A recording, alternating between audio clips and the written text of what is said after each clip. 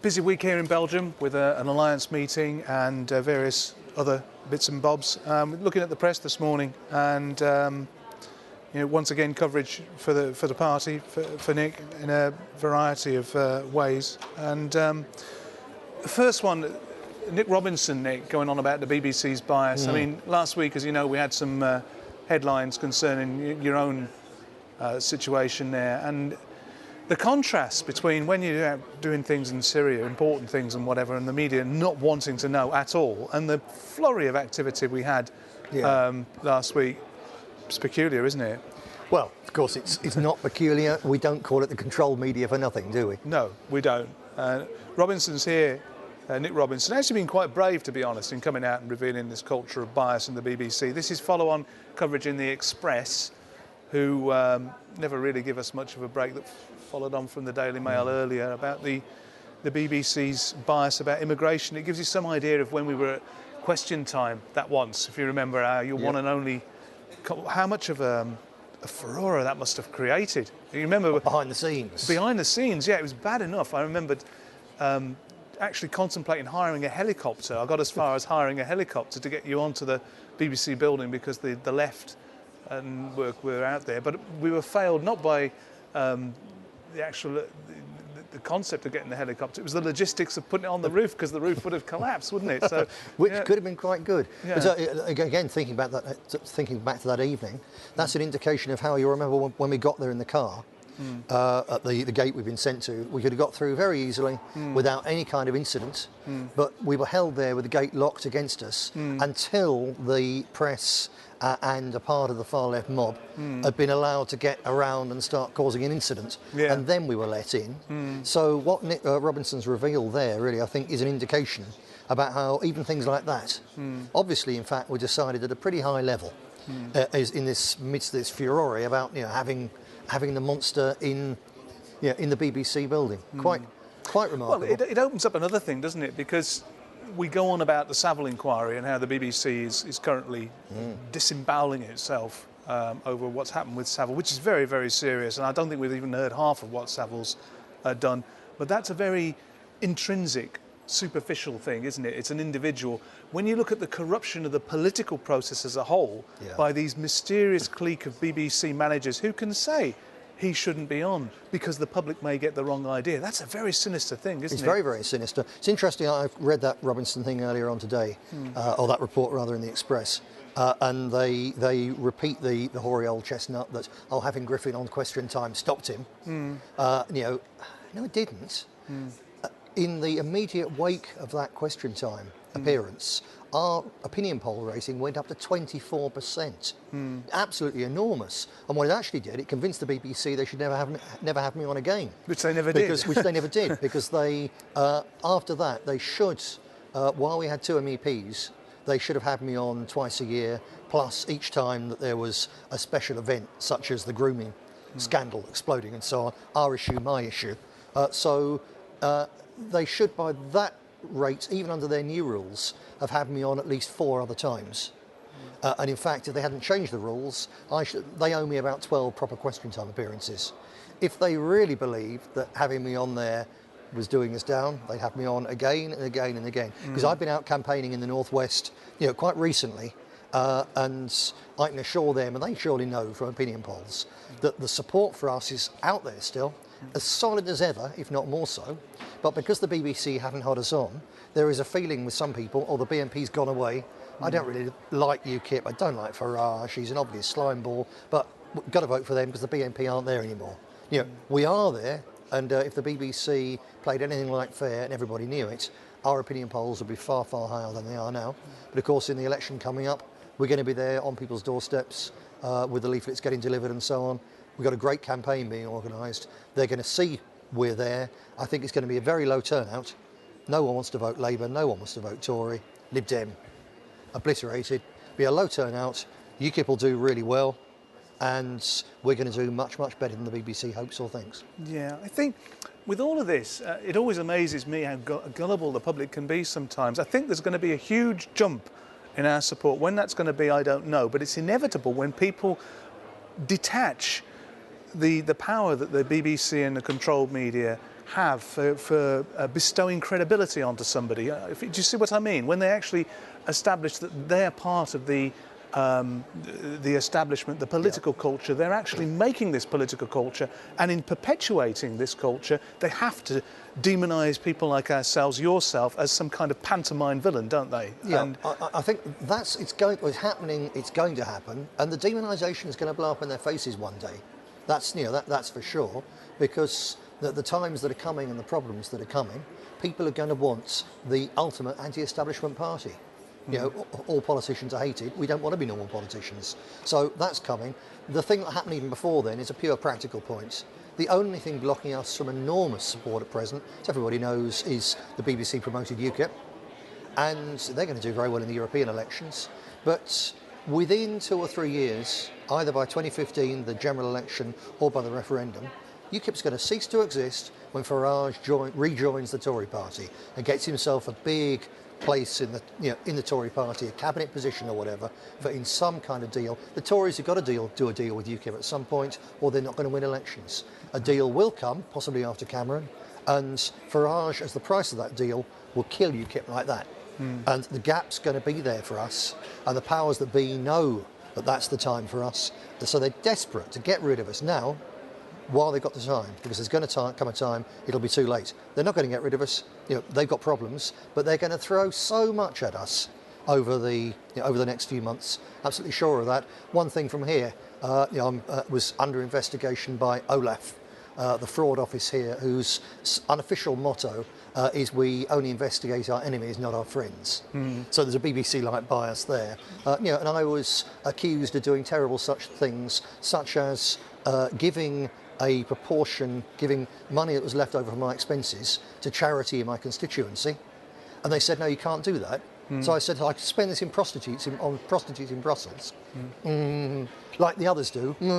Yes, I could spend it on high living in Brussels, but I can't give it to a charity. And having done so, I'm accused they're demanding several £1,000s back for that. So that's going to be all over the news, you bet your life. Shortly before the European election. I've got no time for Geert Wilders. He's a Zionist neocon, the Dutch Freedom Party leader. I've got no time from that point of view. He's a brave man standing up to Zionism. Sorry, definitely not. Standing up to Islam. But I've got no time for him at all. But again, likewise, in the past, Wilders has been accused by Olaf. And it's all been quiet for several years, and then bang, as soon as an election comes up, there it is, it's all in the news. Same kind of game. It will be used against us. They're going to throw even more at us over the next few months. It's not going to stop us. No, it certainly isn't. People need to be clued up for that. Another important piece we came across today, this again goes back to your trip from Syria, which the media didn't really want to cover, did they? Let's be honest. I had a number of people in the media, major players ringing up last week who didn't even know you'd been out there, which is disgraceful. But it's quite a personal thing. This is the UK-based doctor Abbas Khan. His mother is writing here in the Guardian today, and it's quite a telling piece here where she refers to my MP, Chuka Umuna, said he would try to help, but George Galloway, who Assad had personally invited to Damascus, told me that Umana stopped a delegation of MPs going to Syria because it was too dangerous. And you're out there. I mean, they've mentioned you as being involved in trying to get this guy out of there, and very crude language. Griffin said the Syrians had a mullah who would vaccinate Abbas. It sounds like some kind of chemical castration. Can you explain the reality of that? Yes, I was talking with the Syrians about, they were saying to us, you in the West have got a huge problem. There's hundreds upon hundreds of young radical jihadists coming from places like Britain, places like France, Belgium, Denmark and so on, and fighting and learning how to cut people's throats against the Syrian government, against Christian minority, against the Shia and so on. And they said, you've got a problem with this, and we don't just want to see these people, we'll kill them on the battlefield if we can, but we don't want to see these people, whether we capture them or whether they flee when they've lost, going back to your countries to cause trouble there, because it's a problem we've all got with radical Islamism. So what we need to do is to, where we can get fighters off the battlefield, either by capturing them or getting them to surrender and come over, we need to intellectually, spiritually inoculate them against the extremism. by talking particularly, Syria's got a long Sufi tradition, which really is, it's the one part of Islam which genuinely really is thoroughly peaceful historically all the way through.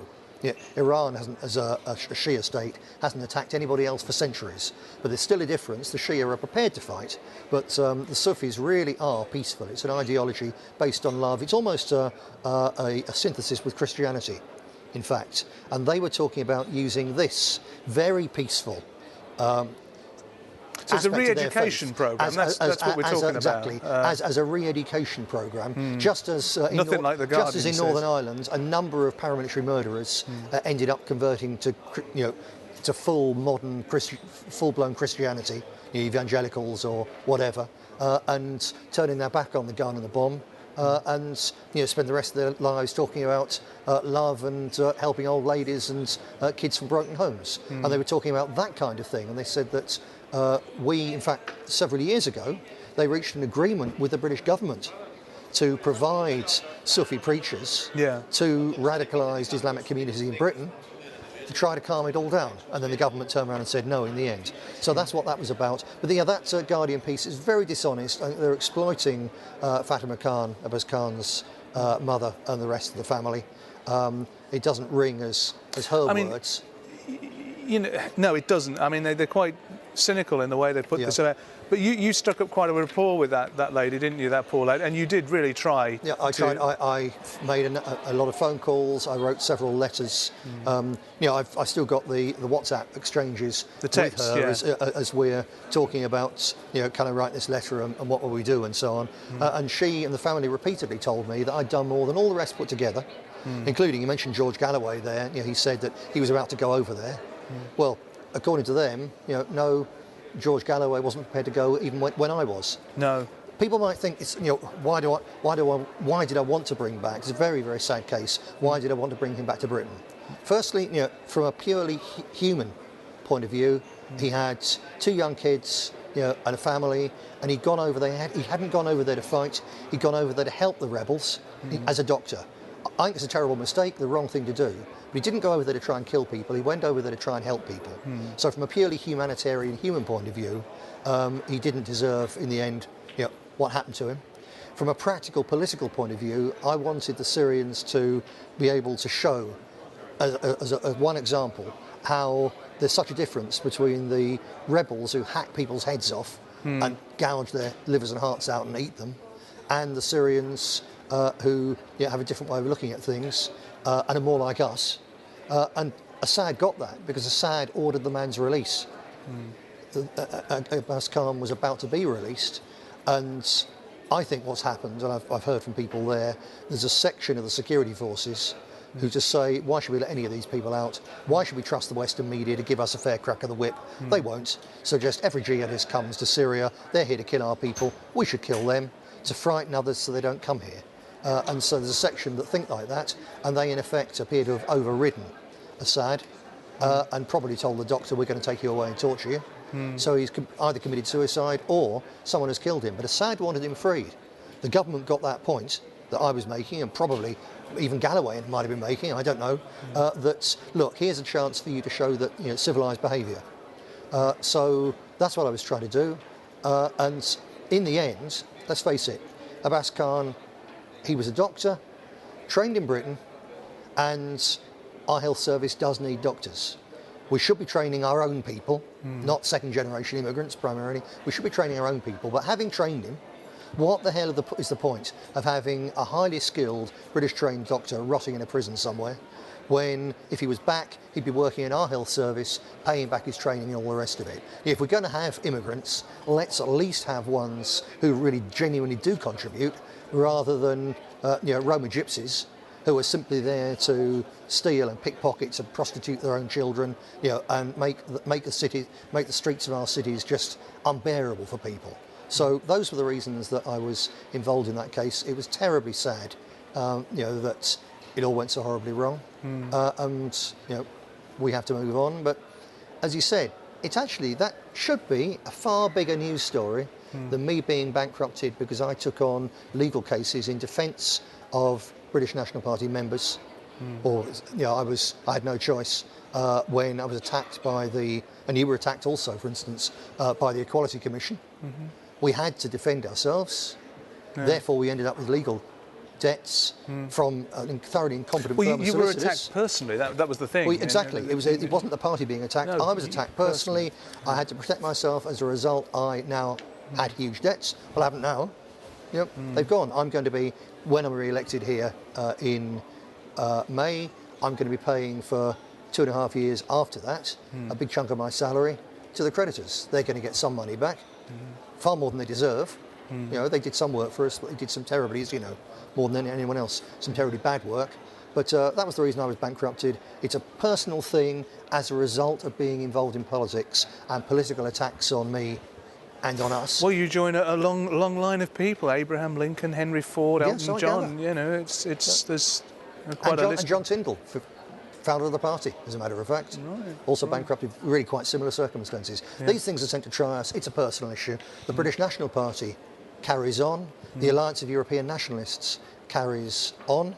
I'm very, very much involved in the effort to expand the number of nationalists who are in this place, because someone's got to blow the whistle, someone's got to complain, someone's got to stand up and shout on behalf of ordinary people, someone's got to get the biggest possible rusty spanner and drop it in the works. That's what we're here to do. Nick Griffin, thank you very much.